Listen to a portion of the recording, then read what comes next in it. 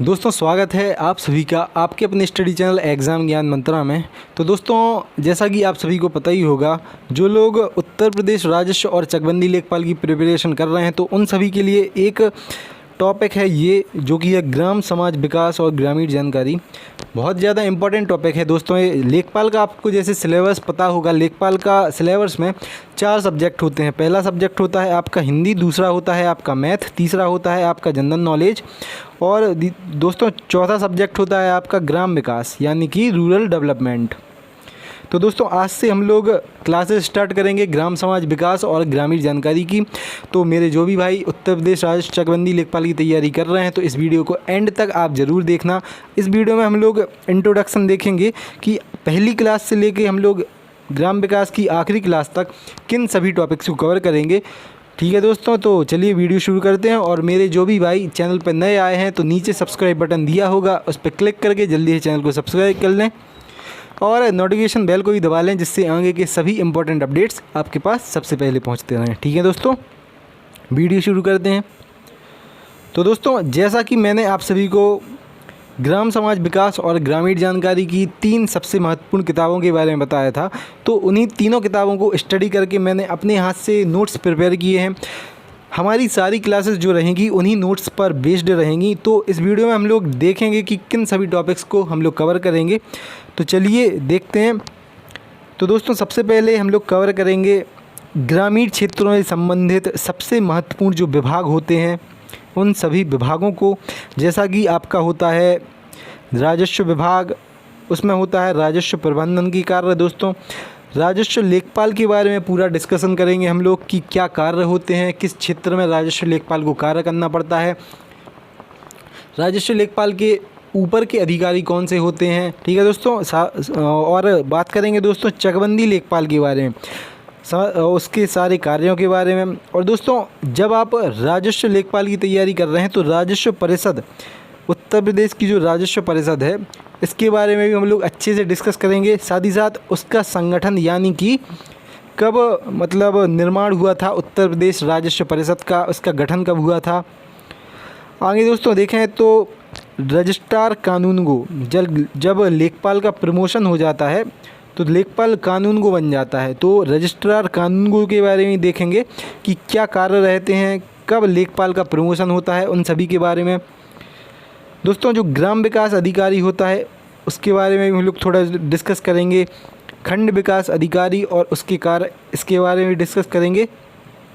और दोस्तों विस्तृत रूप में हम लोग अध्ययन करेंगे कि लेखपाल के प्रमोशन की पूरी प्रक्रिया क्या रहती है। लेखपाल राजस्व और चकबंदी लेखपाल के बाद सबसे ऊपर का अधिकारी कौन सा होता है जहां तक पहुंच सकता है। दोस्तों अब आगे देखते हैं तो उत्तर प्रदेश में भूमि मापन सर्वेक्षण क्या होता है। ठीक है, इसके अंतर्गत हम लोग क्या क्या पढ़ेंगे तो भूमि सर्वेक्षण के प्रमुख यंत्र कौन से होते हैं, जैसे कि आपकी शाहजहानी जरीब हो गई, गंतरी जरीब हो गई, बाकी के जो यंत्र होते हैं भूमि नापन के। दोस्तों जरीब सर्वेक्षण और इसकी विशेषताएं। तो जरीब 2 प्रकार की होती हैं। पहले तो दोस्तों मैं आपको बता दूं, एक होती है शाहजहानी जरीब और एक होती है गंतरी जरीब।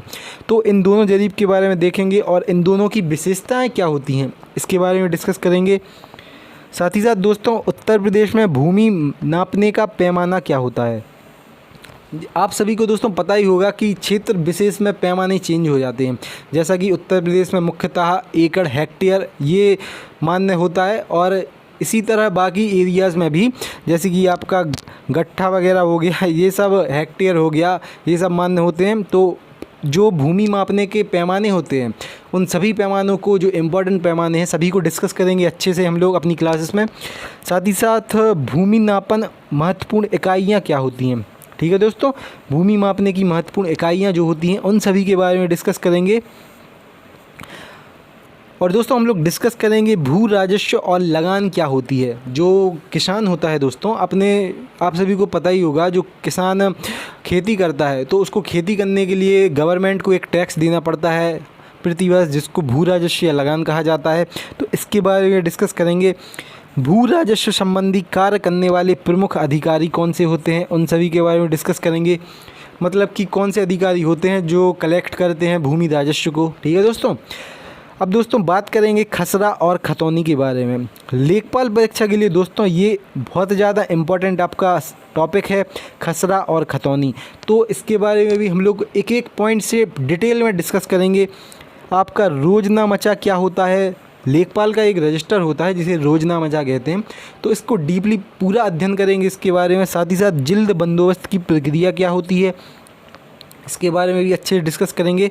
अब दोस्तों देखते हैं। और तो दोस्तों हम लोग इन सभी के बारे में डिस्कस करने के बाद अपनी क्लासेस में पढ़ेंगे केंद्र और राज्य सरकार द्वारा गाँव के विकास के लिए चलाई जा रही योजनाएं। हमारा देश जब आज़ाद हुआ था तब से कौन कौन सी योजनाएं केंद्र सरकार द्वारा चलाई जा रही हैं, उत्तर प्रदेश में राज्य सरकार द्वारा ग्राम विकास के लिए कौन कौन सी योजनाएं चलाई जा रही हैं। अब दोस्तों एग्जाम्पल के रूप में देखें तो हम लोग श्यामा प्रसाद मुखर्जी रूरल मिशन, उन्नत भारत अभियान, प्रधानमंत्री आवास योजना ग्रामीण, ठीक है दोस्तों, जिसको प्रधानमंत्री ग्रामीण आवास योजना भी कहा जाता है, सूखा क्षेत्र प्रवण क्षेत्र कार्यक्रम, मरुद्भिद भूमि विकास कार्यक्रम, एकीकृत बंजर भूमि कार्यक्रम। तो ये दोस्तों सभी जो ग्राम विकास कार्यक्रम है इन सभी के बारे में डिस्कस करेंगे। इन सभी में सबसे इम्पोर्टेंट दोस्तों पूरा ये योजना आती है, ठीक है दोस्तों। तो इन सभी योजनाओं को एक एक योजनाओं को डिटेल में डिस्कस करेंगे। ऐसा नहीं कि हम लोग स्किप कर देंगे। ये जो योजनाएं आपको सारी दिख रही हैं इसके बाद भी योजना है दोस्तों, मैं जैसे आपको बताता हूँ। तो ग्राम विकास योजनाएं और प्रबंधन, तो जैसे कि मनरेगा हो गई दोस्तों, तो जो सारी योजनाएं अभी तक केंद्र सरकार ने और राज्य सरकार ने लॉन्च की हैं ग्राम विकास के लिए, तो एक एक योजनाओं को डीप में हम लोग डिस्कस करेंगे, एक भी आपकी योजना नहीं छूटेगी। साथ ही साथ दोस्तों जैसे कि सांसद निधि हो गई, विधायक निधि हो गई, प्रधानमंत्री ग्रामोदय योजना होगी, अंत्योदय योजना, अन्नपूर्णा योजना, इंदिरा आवास योजना, इन सभी योजनाओं के बारे में डिस्कस करेंगे। और दोस्तों जवाहर रोजगार योजना, जवाहर ग्राम समृद्धि योजना, दीनदयाल अंत्योदय योजना, सांसद आदर्श ग्राम योजना, प्रधानमंत्री आदर्श ग्राम योजना, प्रधानमंत्री आदर्श ग्राम योजना कार्यक्रम, प्रधानमंत्री ग्रामीण आवास योजना, लोहिया ग्रामीण आवास योजना, राजीव आवास योजना, ग्रामीण आवास की ऋण सह सब्सिडी योजना, आश्रय बीमा योजना, स्वर्ण जयंती ग्राम स्वरोजगार योजना, राष्ट्रीय खाद्य सुरक्षा अधिनियम, राष्ट्रीय ग्रामीण आजीविका मिशन, रोजगार आश्वासन कार्यक्रम। अब देखते हैं दोस्तों ग्रामीण स्वास्थ्य योजनाएं। तो सबसे पहले इसकी योजना थी राष्ट्रीय ग्रामीण स्वास्थ्य मिशन, उसके बाद जननी सुरक्षा योजना, जनश्री बीमा योजना, राजीव गांधी शिल्पी स्वास्थ्य बीमा योजना, ग्रामीण सामाजिक विकास कार्यक्रम में देखें दोस्तों तो राजीव गांधी किशोरी अधिकारिता योजना, जिसको सबला भी कहा जाता है, महिला स्वयं सिद्धि योजना, कृषि मजदूर सामाजिक सुरक्षा योजना, राष्ट्रीय सामाजिक सहायता कार्यक्रम। आगे देखें दोस्तों तो सर्व शिक्षा अभियान है, जैसे मिड डे मील योजना है, प्रधानमंत्री कौशल विकास योजना, सुकन्या समृद्धि योजना, स्वच्छ भारत मिशन, नमामि गंगे योजना, अटल पेंशन योजना, प्रधानमंत्री रोजगार सृजन कार्यक्रम, प्रधानमंत्री सुरक्षा बीमा योजना, एलपीजी सब्सिडी योजना, जिसको पहल स्कीम भी कहा जाता है। साथ ही साथ उत्तर प्रदेश के जो नवीनतम विकास कार्यक्रम है दोस्तों, जैसे कि भूजल संरक्षण, 181 जो महिला हेल्पलाइन नंबर है उसके बारे में डिस्कस करेंगे, एंटी भूमाफिया टास्क फोर्स, भाग्य लक्ष्मी योजना, माई सेफ बस योजना, अन्नपूर्णा भोजनालय योजना, पंडित दीनदयाल उपाध्याय किसान समृद्धि योजना, प्रधानमंत्री ग्रामीण डिजिटल साक्षरता अभियान, एग्री उड़ान कुसुम योजना।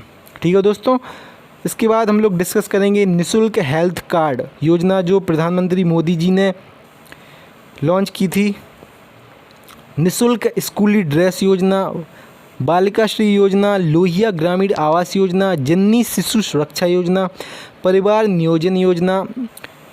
ठीक है दोस्तों, तो ये हो गई पूरी योजनाएं। तो बहुत सारी योजनाएं हम लोग डिस्कस करेंगे, एक भी आपकी योजना छूटेगी नहीं, पूरा पॉइंट टू पॉइंट सभी योजनाओं के बारे में हम लोग डिस्कस करेंगे। अब बात करते हैं दोस्तों उत्तर प्रदेश पंचायती राज व्यवस्था। तो इसके अंतर्गत दोस्तों हम लोग अपनी क्लासेस में पढ़ेंगे पंचायती राज की व्यवस्था, उत्तर प्रदेश पंचायती राज का ढांचा, ग्राम पंचायत ग्राम प्रधानों को हटाने की प्रक्रिया। ग्राम पंचायत में जैसे कि आपके प्रधानी के चुनाव कब होते हैं और उसमें सदस्य वगैरह क्या रहते हैं, आपका ग्राम प्रधान को कैसे हटाया जा सकता है, ठीक है। ग्राम पंचायत की बैठक कब होती है, आपकी ग्राम सभा की बैठक कब होती है, क्षेत्र पंचायत क्या होता है दोस्तों, ठीक है। संविधान में इन सभी का वर्णन कब कहाँ किया गया है, कौन से आर्टिकल में। जिला पंचायत क्या होती है, राज्य वित्त आयोग क्या होता है, ठीक है। जैसा कि ग्राम पंचायतों को वित्त प्रोवाइड किया जाता है तो राज्य वित्त आयोग प्रोवाइड करता है, तो उसके बारे में डिस्कस करेंगे हम लोग। साथ ही साथ दोस्तों उत्तर प्रदेश में जो पूरी कृषि व्यवस्था है उस पूरी कृषि व्यवस्था के बारे में डिस्कस करेंगे। और आप सभी ने देखा होगा कि जो उत्तर प्रदेश चकबंदी लेखपाल का पेपर था उसमें कुछ एग्रीकल्चर के क्वेश्चन पूछे गए थे, तो उन सभी क्वेश्चंस को भी हम लोग डिटेल में डिस्कस करेंगे, ठीक है दोस्तों। जो खाद्यान्न उत्पादन होता है उत्तर प्रदेश में उसके बारे में पूरा डिस्कस करेंगे। जैसा कि अभी रबी की फसल की कटाई हुई है तो उसका न्यूनतम समर्थन मूल्य कितना है वर्तमान में, किस फसल का, ठीक है। तो किस फसल का न्यूनतम समर्थन मूल्य क्या है उत्तर प्रदेश में। जैसे कि रबी की जो अभी कटाई हुई है तो 2020 में उत्तर प्रदेश में गेहूं का उत्पादन कितना हुआ है, बाकी और किसी फसल का उत्पादन क्या हुआ है, ठीक है। तो इन सभी के बारे में डिस्कस करेंगे हम लोग अपनी क्लासेस में। साथ ही साथ भारत में सिंचाई के प्रमुख साधन क्या हैं, उत्तर प्रदेश में सिंचाई के प्रमुख साधन क्या हैं, जैसे कि नलकूपों से कितनी सिंचाई की जाती है, बोरवेल से कितनी सिंचाई की जाती है, कुओं से उत्तर प्रदेश में कितनी सिंचाई की जाती है, और जो नहर वगैरह से सिंचाई की जाती है, तो उन सभी को अच्छे से डिस्कस करेंगे। साथ ही साथ कृषि की प्रमुख शाखाएँ क्या होती हैं और प्रमुख क्रांतियाँ थीं जो, उन सभी क्रांतियों के बारे में डिस्कस करेंगे। तो ये मेनली जो 9th पॉइंट है ये एग्रीकल्चर से रिलेटेड है। तो ग्राम समाज विकास और ग्रामीण जानकारी पॉइंट टू पॉइंट डिटेल में हम लोग पूरा देखेंगे, एक भी पॉइंट आपका इसका छूट नहीं पाएगा। साथ ही साथ दोस्तों हम लोग डिस्कस करेंगे कि जो उत्तर प्रदेश की हेल्पलाइन नंबर होते हैं कि महिला हेल्पलाइन नंबर कौन सा है, बाकी जो एम्बुलेंस नंबर वगैरह रहते हैं, तो जितने भी हेल्पलाइन नंबर हैं इन सभी के बारे में डिस्कस करेंगे। साथ ही साथ देखेंगे कि उत्तर प्रदेश में जो उत्पादन होता है फसल का तो भारत में उसका कितना प्रतिशत रहता है, उत्तर प्रदेश में वेयर हाउसेस वगैरह कितने हैं, कृषि विज्ञान केंद्र कितने हैं उत्तर प्रदेश में, ग्राम समाज विकास का उत्तर प्रदेश में, और बाकी जो कार्यक्रम चलते हैं उन सभी कार्यक्रमों के बारे में, ठीक है दोस्तों। तो इतना हम लोग अपनी क्लासेस में डिस्कस करेंगे। उसके बाद दोस्तों हम लोग जो सबसे बेहतरीन MCQs हो सकते हैं ग्राम विकास के लिए उन सभी 2000 से ज़्यादा MCQs को भी अपनी वीडियो में डिस्कस करेंगे। तो अब देखते हैं दोस्तों। तो दोस्तों पूरा इंट्रोडक्शन हो गया आपका, अब बात करते हैं आज की पहली क्लास के बारे में, ठीक है। तो आज इस क्लास में दोस्तों हम लोग डिस्कस करेंगे ग्रामीण क्षेत्रों से संबंधित महत्वपूर्ण विभागों के बारे में। तो सबसे पहला दोस्तों जो हमारा विभाग है वो है राजस्व विभाग। तो दोस्तों इसको अच्छे देखते हैं कि राजस्व विभाग क्या होता है। तो उत्तर प्रदेश राजस्व विभाग में राजस्व सचिव शाखा के तहत 5 विभागाध्यक्ष कार्य करते हैं। पहला होता है राजस्व परिषद, दूसरा होता है चकबंदी आयुक्त, तीसरा होता है राहत आयुक्त, चौथा होता है निदेशक भूमि अध्याप्ति, और लास्ट होता है दोस्तों प्रमुख संपादक जिला गजेटियर। और दोस्तों अगर बात करें कि इन सभी विभागों का मुख्यालय कहाँ है तो ये बहुत ज़्यादा इम्पोर्टेंट पॉइंट है। इन सभी विभागों का मुख्यालय है दोस्तों लखनऊ में स्थित, ठीक है। इन सभी विभागों का मुख्यालय कहाँ है तो लखनऊ में इन सभी विभागों का मुख्यालय स्थित है। अब बात करते हैं दोस्तों राजस्व परिषद की। तो उत्तर प्रदेश में राजस्व परिषद की स्थापना सन 1831 में इलाहाबाद में हुई थी। कब हुई थी दोस्तों उत्तर प्रदेश में राजस्व परिषद की स्थापना? तो 1831 में इलाहाबाद में की गई थी उत्तर प्रदेश राजस्व परिषद की स्थापना। सन 1932 में परिषदों को नायब तहसीलदारों की नियुक्ति तथा स्थानांतरण करने तथा जिलाधिकारियों एवं मंडलायुक्तों के कार्य पर नियंत्रण के अधिकार प्रदान किए गए थे। तो दोस्तों जो तहसीलदार होते हैं उन सभी के कार्य, उन सभी के स्थानांतरण, साथ ही साथ जिलाधिकारियों एवं मंडलायुक्तों के कार्य पर नियंत्रण कब दे दिया गया था पूरा राजस्व परिषद को? तो 1932 में ये पूरा नियंत्रण दे दिया गया था राजस्व परिषद को। आगे देखें तो 1947 में स्वतंत्रता प्राप्ति के बाद न्यायिक मुख्यालय इलाहाबाद तथा प्रशासनिक कार्यों का मुख्यालय लखनऊ रखा गया था। तो न्यायिक कार्यों के लिए इलाहाबाद मुख्यालय कब ट्रांसफ़र कर दिया गया था, तो 1947 में स्वतंत्रता प्राप्ति के बाद। और जो प्रशासनिक कार्यों का मुख्यालय है उसे स्थानांतरित कर दिया गया था लखनऊ में। ठीक है दोस्तों, अब आगे देखते हैं। तो 1947 से 1955-56 तक भूमि व्यवस्था आयुक्त का पद सृजित था, जिसे समाप्त करके वर्ष 1956-57 में प्रशासनिक सदस्य के रूप में सदस्य कर तथा सदस्य भूमि व्यवस्था की नियुक्ति परिषद मुख्यालय में की गई। ठीक है दोस्तों, अब बात करते हैं दोस्तों राजस्व परिषद का संगठन। क्या संगठन होता है आपका पूरा राजस्व परिषद का? तो दोस्तों राजस्व परिषद में एक अध्यक्ष, 2 प्रशासनिक सदस्य तथा 7 न्यायिक सदस्य होते हैं। कितने सदस्य होते हैं? एक आपका अध्यक्ष होता है, 2 प्रशासनिक सदस्य होते हैं तथा 7 न्यायिक सदस्य होते हैं। इस परिषद के अंतर्गत मंडलायुक्त, जिलाधिकारी तथा समस्त राजस्व प्राधिकारी आते हैं। अब देखते हैं दोस्तों राजस्व परिषद की संरचना। तो सबसे पहले राजस्व परिषद में होते हैं अध्यक्ष। ठीक है, अध्यक्ष के बाद दोस्तों होते हैं 2 प्रशासनिक सदस्य। इन सभी का मुख्यालय दोस्तों है इलाहाबाद में। ठीक है, उसके बाद होते हैं 7 न्यायिक सदस्य, जिनका मुख्यालय है दोस्तों लखनऊ में। ओके, मुख्य जो न्यायिक सदस्य होते हैं उनके अंतर्गत दोस्तों कार्य करते हैं मंडलायुक्त। मंडलायुक्त के अंतर्गत कार्य करते हैं दोस्तों अपर मंडलायुक्त। उनके नीचे कार्य करते हैं जिलाधिकारी। जिलाधिकारी के नीचे दोस्तों कार्य करते हैं अपर जिलाधिकारी। उनके बाद उनके नीचे कार्य करते हैं उप जिलाधिकारी। उप जिलाधिकारी के नीचे दोस्तों कार्य करते हैं तहसीलदार। तहसीलदार के नीचे कार्य करते हैं दोस्तों नायब तहसीलदार। और नायब तहसीलदार के नीचे दोस्तों कार्य करते हैं राजस्व निरीक्षक। और सबसे आखिर में जो गांव के लेवल पे काम करते हैं वो होते हैं लेखपाल। तो दोस्तों ये पूरी संरचना होगी राजस्व परिषद की।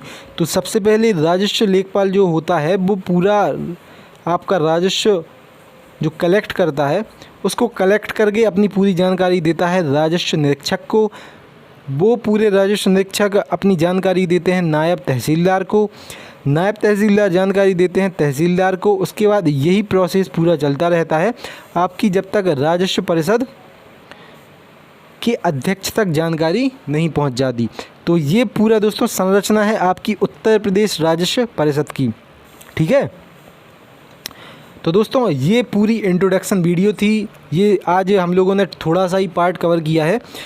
तो आप सभी अपने कमेंट बॉक्स में बताएं अपने सुझाव, क्या सुझाव है आप सभी के, और साथ ही साथ वीडियो कैसी लगी आपको। अच्छी लगी वीडियो दोस्तों तो एक लाइक ज़रूर कर देना। आपने अभी तक चैनल को सब्सक्राइब नहीं किया है तो सब्सक्राइब ज़रूर कर लें। आज ये इंट्रोडक्शन वीडियो थी तो हम लोगों ने ज़्यादा इसमें डिस्कस नहीं कर पाया है, लेकिन कल से और बेहतरीन तरीके से हम लोग अपनी पढ़ाई को शुरू करेंगे। ठीक है दोस्तों, मिलते हैं अगली वीडियो में। जय हिंद, जय भारत।